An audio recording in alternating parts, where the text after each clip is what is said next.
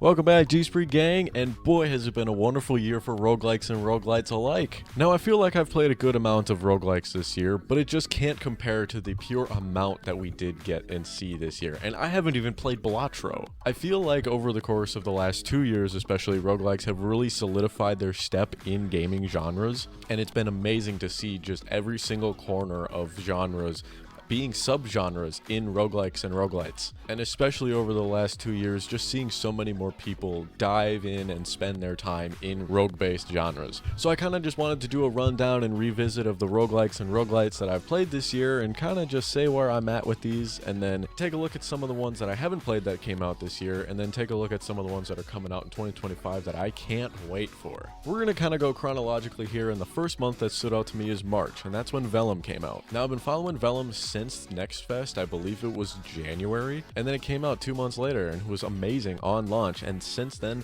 they have been updating it pretty much monthly, pretty much bi-weekly I think is when big patches have been coming out. And I did a great video just before I moved into this apartment about 3 months ago, just kind of recapping everything that we've seen and all of the changes that those folks have made since the initial launch of early access. So if you're interested in Vellum, a third-person chapter-based roguelike where you basically just get to play as a scribe who utilizes the power of the font and the power of ink itself to infuse themselves, and I guess just go through the levels and beat stuff and, you know, get quill marks to level up their scriptorium and their knowledge and just learn everything there is about the universe. Maybe not exactly to that extent, but it's pretty entertaining regardless. Next, we're going to skip a couple months and we're going to go straight to May. We got 2 awesome games that came out in May, and the big one for me and the gang has been Gatekeeper. Now, Gatekeeper is basically just Risk of Rain 2, but isometric, except it is so much more than that. It's a bullet hell and you're going to be fighting for your life, and there are 5 characters to choose from since the initial release who bring a wide variety of play styles into this fresh take into an action bullet hell roguelike. You battle through the stages, beat up some enemies, and complete the objective, and then once you get to the end of the stages, you can loop or obliterate and just go again. You unlock items outside of the stages using some little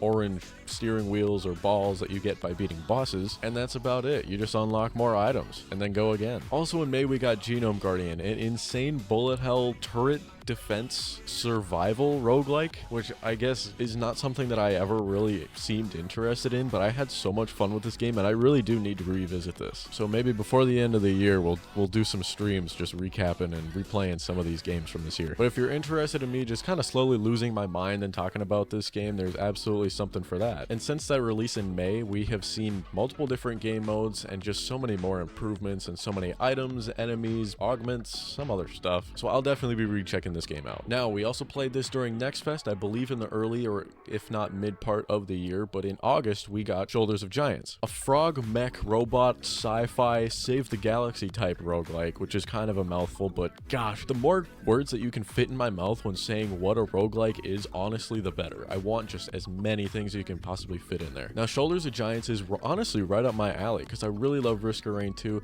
It keeps the maps a little bit smaller and the objectives a little bit more precise, a lot like Gatekeeper. But you just battle through these waves, get some upgrades, get some abilities, and then purify the galaxy. Now, I haven't actually played this since the Next Fest demo, since it's been released in August, so this is something that I do want to keep my eyes on for 2025 and definitely give it another shot. Now, possibly my favorite roguelike that I have played this year that has come out this year, the Spell Brigade, dropped in September. And we played this during Next Fest in, I believe it was August, there must have been a Next Fest in August. But the Spell Brigade is the only bullet heaven / not really bullet hell, but kind of bullet hell game that I ever really need. It's almost a party game because you just drop in with some friends and just level up your spells, get new spells, just have a grand old time. If you don't know what Spell Brigade is at this point and you haven't watched my channel before, just go watch the other videos I have on it. I have a couple of them that I'm really proud of, and honestly, I really want to remake that overview video because it's been climbing in views, and I think some people deserve a better explanation of what's going on now, especially since, you know, there have been so many more improvements to the game since the initial release. But we're still in early access, so I think I'm going to wait for that 1.0 drop. And finally, drum roll please, the number 2 game that came out this year in October, Windblown. Now, I have been waiting for this game to come out since like January or February or something, whenever it was initially conceptualized on Twitter, and I have been following this game to every single end, and I absolutely love it. It's by the same folks that made Dead Cells, and basically, if you've played Dead Cells, just imagine if the graphics weren't 8-bit and it's super polished, super beautiful, super colorful, super bright, and also isometric instead of, you know, the 2D platformer style. It's still kind of a platform, but you can't fall off the stages, thank God. But Windblown is another just game that you can pop in with some friends or pop in by yourself and just have an absolute blast and battle your way through stages. Currently, there is an ending point, and it's just one ending point, unlike Dead Cells. But there's 3 or 4 boss stages, and then the third boss can be one of 2 things. But I beat the final boss with Treecan and Wyatt, and we had an absolute blast. It was super fun. So if you're interested in that, check out my video and check out the stream that we did for it. All right, that was our last one, Wyatt.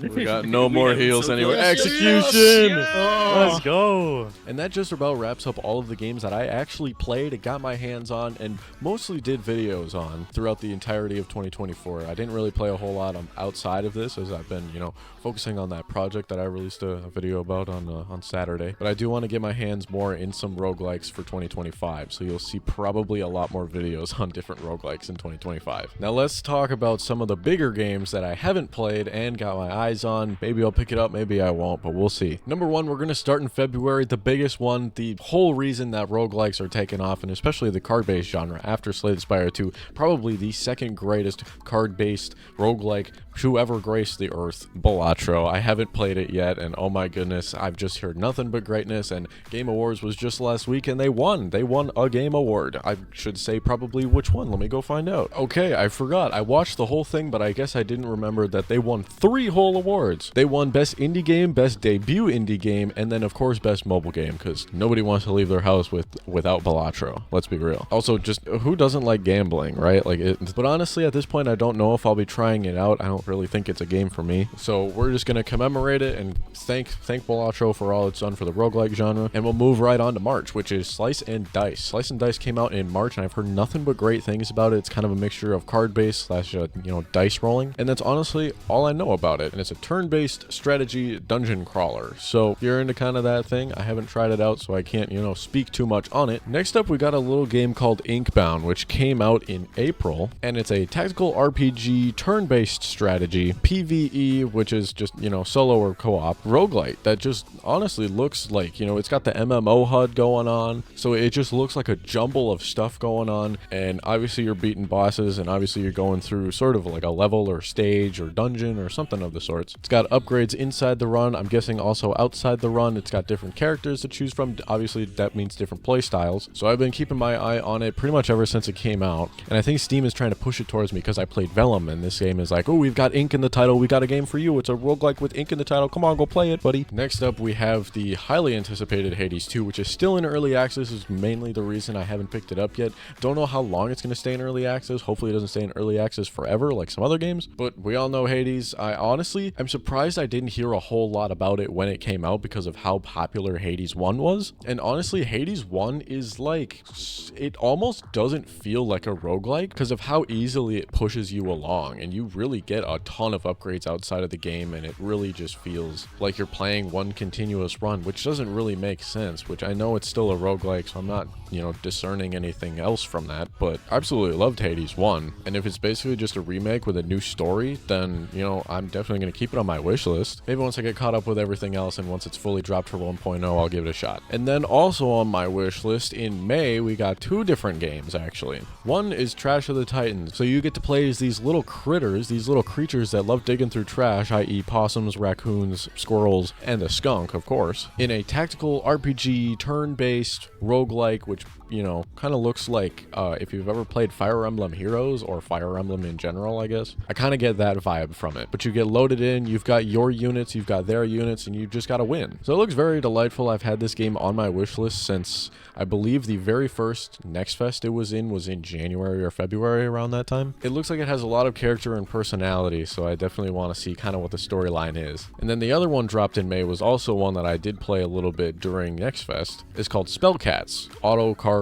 Tactics, and it's basically just an auto battler but with cards, and the cards are little critters, again with the critters. But it's a deck-based roguelike, so you drop up your cards onto the playing field and then just let it go, and if you lose then you get to start over, and it's got the Slay the Spire type map going on, so you select, I want to go to this spot, to this node, and whatever, and then, oh well, if you lose you get to start again. I'm sure that you will unlock achievements that unlock some more things, some more cards, and some more stuff to do throughout the levels, and some other stuff to help you out throughout the game in general. So I almost picked it up, but I just haven't yet because I'd like some more time to sit down and really play it. Now moving to October, I got 2 games that came out in October. One of them is Diceomancer, which is an incredibly unique looking dice but also card game, which I love the connection between dice and card games in these roguelikes. It's fantastic. The art style is absolutely adorable and it almost looks like Studio Ghibli-esque. The game also has a lot of character and personality, and then also follows that kind of Slay the Spire type board where you go from node to node, picking where you want to go, customizing your cards, rolling some new dice, and making your way through a medieval type era world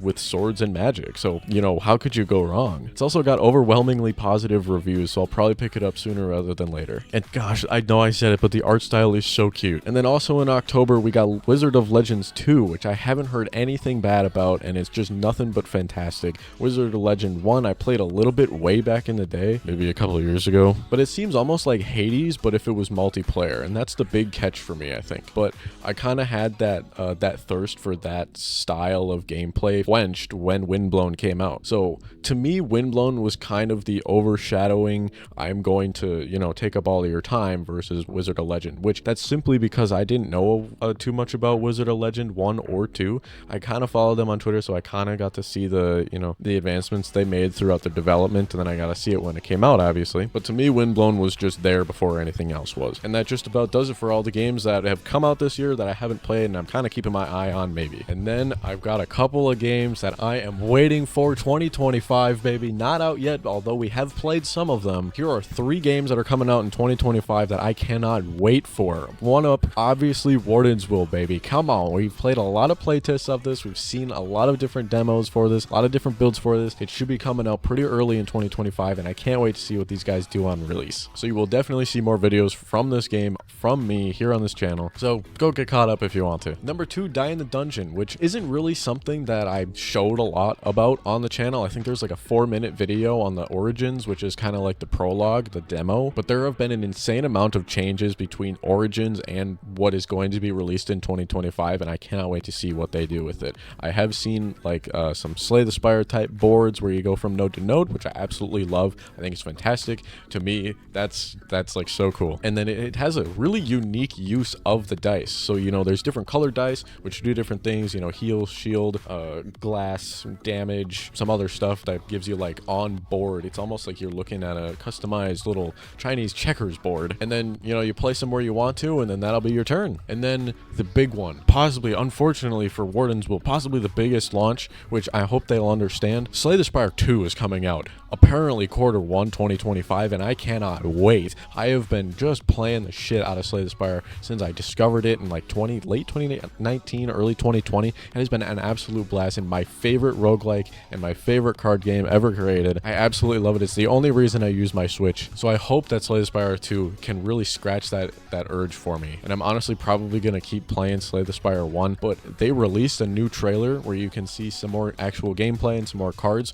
at the Game Awards last Thursday, and the defect is in there. What is he doing? He's entangled in something. Let him out. I hope we could play the defect. If we cannot play the defect, I'm actually gonna be so sad. He was there. He was in the second trailer, so he's gotta be in the game somewhere. Hopefully he's playable. I mean, I just want to interact with him at this point, so, you know, I'll take what I can get. But that's just gonna about do it for this video. This is honestly a lot longer than I expected it to be, but I hope you enjoyed kind of hearing my thoughts and hearing my wrap up of 2024 for roguelikes. So who knows what we'll do next week, but we'll see you next week, and then the week after that is going to be my best of 2024, so buckle up. It's going to be an absolutely fantastic video. I cannot wait. Check out my Overstock video for more G-Spree. That's just going to about do it. We'll see you next Monday. Have a wonderful day.